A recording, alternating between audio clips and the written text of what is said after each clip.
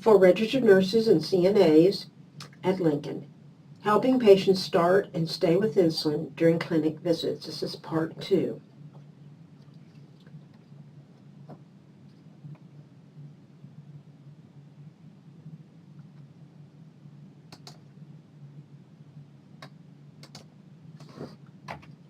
So there's some insulin teaching tips, some how-tos to experience as quickly as possible success for a patient to be able to follow through correctly at home. Teach injection before drawing up. People are, in their mind, are more worried about injecting, and if that's hanging over their head, they can't learn really the harder task of drawing up. So just get that over with, and that successful moment of doing that themselves. So as far as drawing up, remember there's no safety clip on the home syringe, so it's good to tell them because that's kind of an annoyance, hard to work around for some people. You don't hold it like a pencil, but 3 fingers and a thumb. When you hold like a pencil, it's very hard then to know what to do next. Your fingers are in the way. The P steps: poke, push, and pull out. And when the patient can see, say, a 5, 10, 15 on the syringe,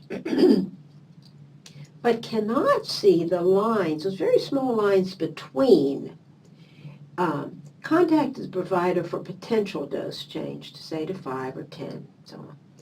That's just an example. If the dose was 17 units, patient really couldn't see those lines and drew up 16 sometimes and 19 others, it might be better, at least to consider, drawing up 15 each time until a reevaluation of blood sugars is done and decide if they want to stay with that or increase it. More insulin teaching tips. Honestly, people think air in the syringe is fatal. Worry a lot about getting the air out. We do want to tell them it only might rob you of a bit of insulin. Air won't hurt you. A small amount of air in the line, as deadly as soap opera or TV myth, it's just been perpetuated. There is a quick way, easy way to get rid of air to get the most accurate dose. Not that it's harmful. You have the bottle upside down, the syringe in it, you pull down once and you push it all back in, then you pull down the second time. It's the best way to get rid of the air, rather than flicking and going back and getting more. And if you flick it and the bubble is at the top instead of in the bottom or somewhere, you're still getting air, you're still getting robbed of some insulin. So you want to get rid of it, but not because it'll hurt you. You want to use effective use of the time, not prolong unneeded teaching. You want to reduce the anxiety with the correct information. That will help patient follow through. Again, at the American Association of Diabetes Educators website, diabeteseducator.org, there's some great, under patient resources, tip sheets and handouts.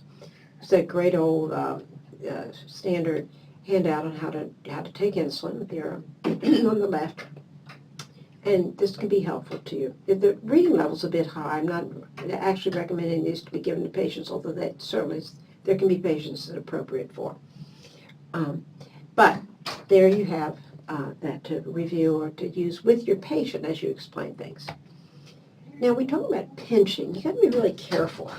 We don't pinch the way it is on the left with the cross through it. Because people think of pinching and they pinch up very tightly, and that doesn't work well. You get it intradermally, or if the nurse hits her own finger or something. With the 6 millimeter or longer needle, you can lift a skin fold in slim to moderate weight adults. There's no need to lift skin with heavier people. By the way, there's no reason for needles longer than 6 millimeter, regardless of BMI or any other factor. Those old long needles, not a good idea. Shorter needles avoid unintentional and unfortunate IM injections. That's been shown many times now in research. So these IM injections can cause unpredictable effect on glucose, because we talk about the timing of insulin given sub-Q. So if sometimes it's given IM, and I'm not talking about obvious, it's more the high percentage of when it doesn't look like that's what you're doing, but in fact you are. Site rotation. Well, you want to ensure optimal utilization of insulin and blood sugar control. You don't want to give too often the same quarter-size site. So we see the blue are the areas, and you see the little circle up there. Let's look at that again. That is your site. And you want to avoid hypertrophy from overusing a site where it changes the tone and everything. It looks different. It's odd. It doesn't use insulin well. So what you don't say is give it the right side of the body this time and the left the next side, just anywhere. That would only control for the one last quarter-size injection site because you're not going to remember 3 injections before 5 or 8 or whatever. Then doing that just encourages injecting too often in the same site. And it says nothing about areas.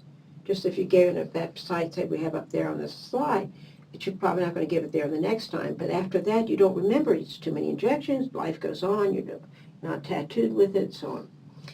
So we do know absorption rates from areas with regular insulin. That's just the good old research. The abdomen fastest, arms second, close, thighs and buttocks last. I'm not saying you need to give it all those places. I'm just pointing that out with regular insulin. There seems to be no difference so far in research in the rate of absorption with analogs, your Humalog and Novolog and just Levemir and all those, given in different areas. It has not shown to be the case. So again, for site rotation, we have the blue areas, we have the black round site, that quarter-size site. So the abdomen is convenient. It's right there. You can get to it. It's most consistent, actually, with the regular, or anything with regular in it, the standard old 70-30 kind of thing. And you do not give any type of insulin injection too often in the same quarter-size site. None. So you want to make an individualized plan. So you can rotate quarter-size sites in the abdominal area, rows, columns, whatever works, above and below the waist, not too close to the navel, and rotate sites in a plan that the individual can keep up with. You can use a different area, don't have to use the abdomen, but it can be recommended first, or multiple areas, and rotate many sites in one area before moving to another area where you then would rotate many sites.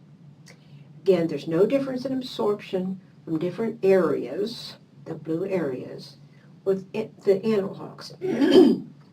But there is with regular or mixtures that contain regular. Insulin pens, which some people use, are often preferred because most people think they're easy and there's a discretion to them. But they need more teaching than some people realize. So we want to avoid the vision too poor to dial the dose. Sometimes they can't see to draw up insulin. Well, they have to be able to see something. When they use a pen, you have to dial it. Don't attach the needle properly. When it's leaking out, that's not attached. It can be not firm. It can be loose, or it could be, when you screw on a lid on a jar or anything, you can get it not going properly. Not priming with that 2-unit air shot with each injection. Not just once. Make sure they have to go back and dial the right dose again. I did have a patient once that just kept giving themselves 2 units. That's just the air shot, the priming. And then not leave the needle in the skin for a count of 10 after depressing the plunger to take up dead space and to get the full dose. That can be very important too. So again, we want success with insulin and blood sugars.